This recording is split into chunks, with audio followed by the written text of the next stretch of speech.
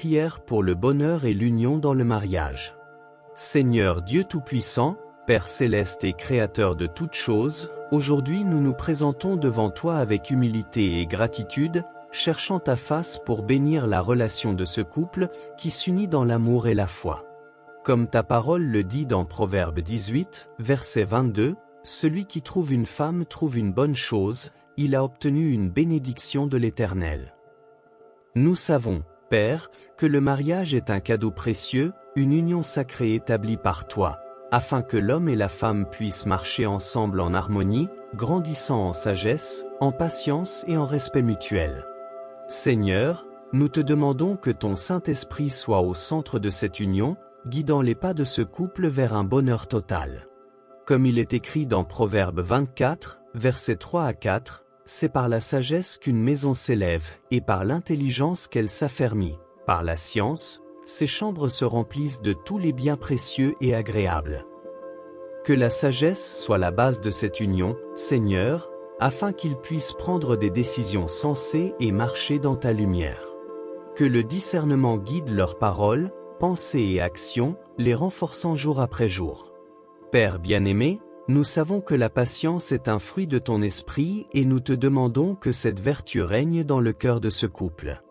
Que, dans les moments de difficulté, ils se souviennent des paroles de Proverbe 15, verset 1, « Une réponse douce calme la fureur, mais une parole dure excite la colère. » Que leurs paroles soient toujours douces et remplies d'amour, pour qu'ils puissent trouver la paix et la sérénité même dans les tempêtes. Que, plutôt que des disputes et des conflits, il y ait un dialogue, de la compréhension et un respect mutuel. Seigneur, nous te demandons aussi que la fidélité soit un pilier inébranlable dans cette relation.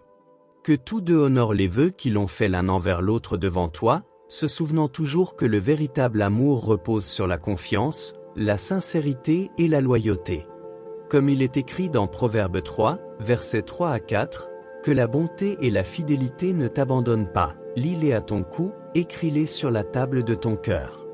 Alors tu trouveras grâce et faveur aux yeux de Dieu et des hommes. » Que l'amour et la fidélité soient toujours présents, Seigneur, et qu'ils soient un exemple d'intégrité et de dévotion, tant pour eux-mêmes que pour ceux qui les entourent. Que l'amour que ce couple partage, Seigneur, soit un reflet de ton amour pour nous, pur, inconditionnel et éternel. Comme il est dit dans Proverbe 17, verset 17, « L'ami aime en tout temps, et dans le malheur il se montre un frère. » Qu'ils puissent être des amis intimes et des confidents, se soutenant mutuellement en tout temps, que ce soit dans les jours de joie ou dans les moments de tribulation. Qu'ils marchent côte à côte, s'aidant et se soutenant, sans jamais laisser les difficultés les séparer, mais au contraire, que les épreuves ne fassent que renforcer le lien qu'ils partagent. Père, nous prions également pour la prospérité de ce couple, non seulement matérielle, mais surtout spirituelle et émotionnelle. Qu'il soit prospère en joie, en paix et en amour.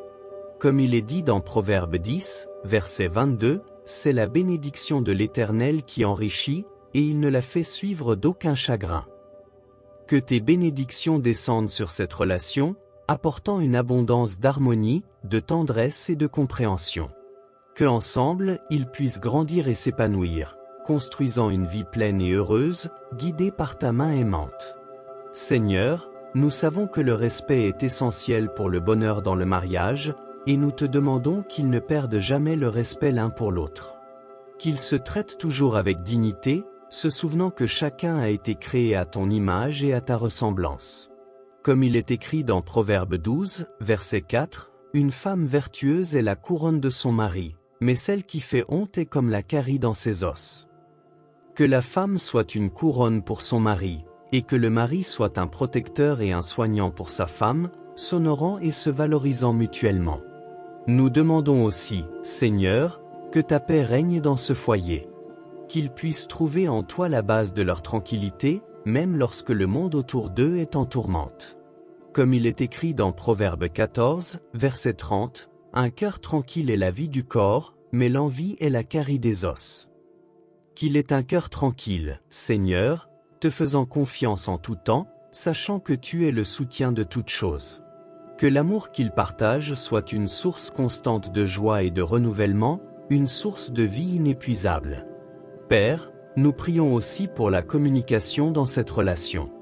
Qu'ils puissent parler avec clarté, s'écoutant mutuellement avec patience et compréhension. Que les mots prononcés soient toujours pour l'édification et non pour la destruction. Comme il est dit dans Proverbe 18, verset 21, « La langue a pouvoir de vie et de mort. Ceux qui l'aiment en mangeront les fruits. » Que la langue de ce couple soit utilisée pour promouvoir la vie, Seigneur, que leur conversation soit constructive et pleine de grâce. Que la vérité prévale toujours, et que même dans les désaccords, il y ait du respect et de l'amour. Seigneur, nous te demandons qu'ils apprennent à se pardonner mutuellement, tout comme tu nous pardonnes chaque jour. Nous savons qu'aucune relation n'est parfaite et que des erreurs surviendront, mais qu'ils soient prompts à pardonner et lents à garder rancune. Comme il est dit dans Proverbe 19, verset 11, « L'intelligence rend l'homme lent à la colère, et sa gloire, c'est de passer par-dessus une offense. » Qu'ils puissent ignorer les petites offenses, avec sagesse, se concentrer sur ce qui importe vraiment, l'amour et l'union qui les lie. Père, nous te demandons que ce couple ne perde jamais de vue de te placer au centre de leur vie. Que dans toutes les décisions qu'ils prendront, ils cherchent ton orientation et ta direction. Que, avant de faire tout choix, ils se souviennent de Proverbe 3, versets 5 à 6, « Confie-toi en l'Éternel de tout ton cœur, et ne t'appuie pas sur ta propre intelligence. Reconnais-le dans toutes tes voies, et il aplanira tes sentiers. » Qu'il ait une confiance totale en toi, sachant que tu as le meilleur plan pour leur vie et pour leur relation. Que ce mariage soit une bénédiction, non seulement pour eux, mais aussi pour tous ceux qui les entourent. Que leurs amis, leurs familles et même ceux qui les connaissent de loin puissent voir ton amour manifesté à travers eux. Que ce couple soit une lumière dans l'obscurité, un exemple d'union, d'amour et de fidélité. Comme il est dit dans Proverbe 31, verset 10, « Une femme vertueuse, qui la trouvera? Elle a bien plus de valeur que les perles. » Que chacun puisse se valoriser mutuellement, reconnaissant le trésor qu'ils possèdent l'un dans l'autre. Enfin, Seigneur, nous te demandons de continuer à bénir et à protéger cette relation, aujourd'hui et pour toujours. Que dans tout ce qu'ils entreprennent, ils puissent refléter ton amour et ta grâce. Que le bonheur qu'ils recherchent ne soit pas basé sur les circonstances extérieures, mais sur la confiance qu'ils ont en toi et l'amour qu'ils partagent. Qu'ils deviennent un, comme tu l'as planifié dès le commencement, et que leur vie ensemble soit remplie de joie, de paix et d'harmonie. Au nom de Jésus, nous prions. Le mariage est un voyage unique, rempli de moments de joie, de croissance, oui, de défis. L'un des plus grands apprentissages qui émergent au cours de cette aventure est le pouvoir de céder, non pas comme un signe de faiblesse, mais comme une preuve d'amour et de sagesse. Céder ne signifie pas perdre. En réalité, cela signifie gagner, gagner en compréhension, en empathie et en harmonie. Dans toute relation, et surtout dans le mariage, les deux partenaires sont des individus avec leurs propres histoires, valeurs, opinions et personnalités. Il est naturel que, parfois, des désaccords surgissent. Peut-être s'agit-il de petites choses, comme le choix du dîner, ou de décisions plus importantes, comme où vivre ou comment élever les enfants. Dans ces moments-là, céder n'est pas simplement renoncer à ses désirs, mais comprendre ce qui est le plus important, la connexion, le respect et le bonheur mutuel.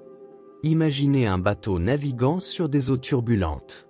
Si les deux partenaires rament dans des directions opposées, le bateau n'avancera pas, il restera bloqué ou même se renversera.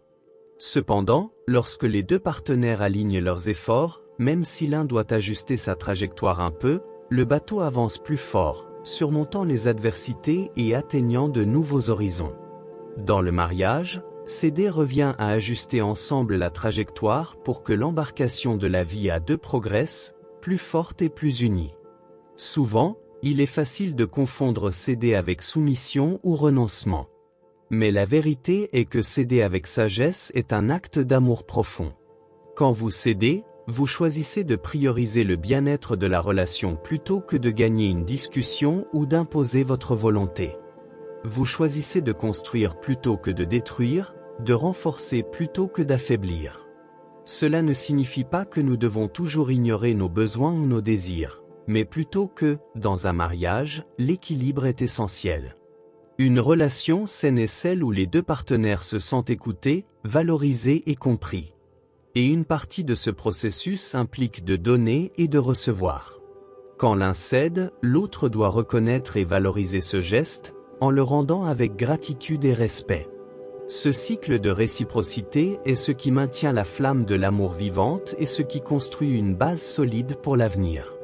Céder demande de l'humilité, souvent, cela exige un regard plus profond sur ce qui compte vraiment. Gagner une dispute est-il plus important que de maintenir la paix dans la relation?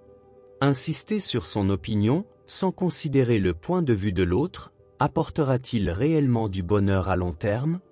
En répondant honnêtement à ces questions, nous réalisons que céder peut être un chemin de croissance tant individuelle que collective. La personne qui cède fait preuve de maturité, tandis que celle qui reconnaît ce geste renforce le partenariat.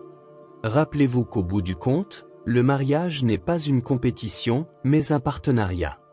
Il ne s'agit pas de savoir qui a raison ou tort, mais de savoir comment nous pouvons nous soutenir mutuellement et construire une vie ensemble. Céder est un acte de foi dans l'autre, dans la relation et dans la capacité des deux à surmonter les défis main dans la main.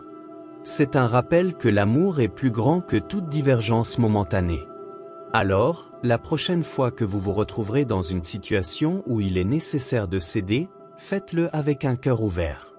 Considérez cela comme une opportunité de montrer de l'amour, du respect et du dévouement à votre partenaire. Au fil des années, ces petits moments de renonciation volontaire s'additionneront et renforceront votre union. Chaque fois que vous choisissez de céder, vous choisissez le mariage, vous choisissez l'amour. Que ce message serve de rappel que le mariage est fait de choix quotidiens, et céder, lorsque nécessaire, est l'un des plus puissants que nous puissions faire pour garantir un bonheur durable.